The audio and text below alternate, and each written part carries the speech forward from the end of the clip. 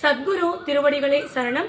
சத்குரு ஸ்ரீமத் சதானந்த பிரம்ம குருதேவ சுவாமிகள் மடம், புது பெருங்களத்தூர், சென்னை 6,63. தங்கச்சி வணக்கம்மா, உங்க பேர் சொல்லுங்கம்மா. வணக்கம், என் பேர் கலைவாணி. நான் இங்கே வண்டலூர்லேருந்து வரேன். சந்தோஷமா. உங்களை சதானந்த மடத்துக்கு அன்போடு வரவேற்கிறோம். ரொம்ப கிட்ட வாங்க. ரொம்ப சந்தோஷமா இருக்கு உங்களை பார்க்கறதுல. இது எத்தனாவது முறை இங்கே நீங்கள் வரீங்க? எந்த ஊர்லேருந்து வரீங்கம்மா நீங்கள்?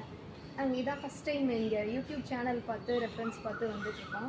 பெருங்குளத்தூர்லேயே இப்படி ஒரு டிராஃபிக் இருந்த சிட்டியில் இவ்வளோ கிட்ட, இவ்வளோ நியர்பை, இவ்வளோ பீஸ்ஃபுல்லான என்வாயர்மெண்ட் இருக்கும்னு நான் எக்ஸ்பெக்ட் பண்ணவே இல்லை.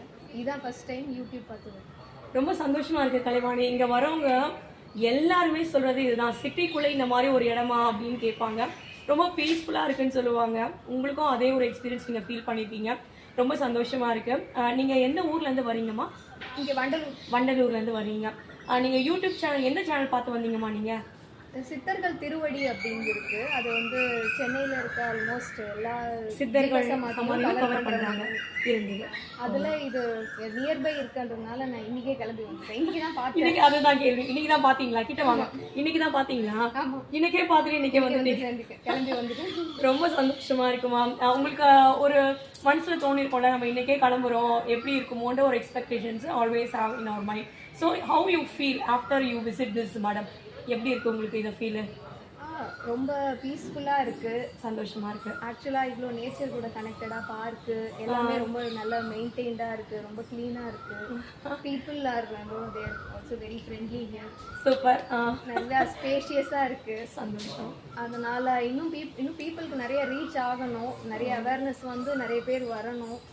அண்ட் இவ்வளோ கூட்டமாக இருக்க இன்னும் கொஞ்சம் நிறைய பீப்புள் வந்தால் இன்னும் நல்லா இது வந்து ரீச் ஆகணும். பிகாஸ் கர்மவினை நீக்கிறதுக்கு வந்து இறைவனை விட ஒரு படி அதிகமாக சித்தர்களுக்கும் மகான்களுக்கும் அவங்களுக்கு ரொம்ப அதிகாரம் இருக்குது. அது நிறைய பேருக்கு வந்து தெரிய மாட்டேங்குது. ஒரு ஜீவ சமாதி கிட்ட போனால் ஒரு 10 நிமிஷம் நம்ம தியானம் பண்ணாலே நம்ம உடம்புல நிறைய அதோட காமா ஆல்ஃபா வேவ்ஸ் எல்லாம் போய் நம்ம நோய்கள் கர்ம வினைகள்லாம் நீக்கிறதுக்கு வந்து சக்தி இருக்குது. அது இன்னும் நிறைய பேருக்கு ரீச் ஆகணும்.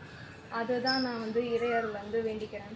சந்தோஷம் கலைவாணி. உண்மையிலே நீங்கள் சொல்கிற விஷயங்கள் எல்லாமே மடம் பற்றி எவ்வளோ நேரம் நம்ம சொன்னாலும் ஷார்ட் அண்ட் ஸ்வீட்டாக அவ்வளோ ஒரு சூப்பராக சொல்லியிருக்கீங்க. ஃபர்ஸ்ட் டைம் எக்ஸ்பீரியன்ஸ் மாதிரி எனக்கு தெரியல. நீங்கள் ரெகுலராக எல்லா இடத்துக்கும் நீங்கள் ஜீவ சமாதிக்கு போவீங்க. சரி, நீங்கள் வீட்டிலேருந்து கிளம்புறதுக்கு முன்னாடி இருக்கும்போதும் இங்கே வந்த பிறகும் உங்கள் ஃபீல் எப்படி இருக்கும்? நிச்சயமா ரொம்ப டிஃப்ரென்ஸ் தெரியுது. அதனால் இங்கே தியானம் பண்ணதுக்கு அப்புறமாவும் ரொம்ப மைண்டு கிளியராக இருக்குது. இன்னைக்கு நைட்டு நான் நல்லா தூங்குவேன். Negative thinking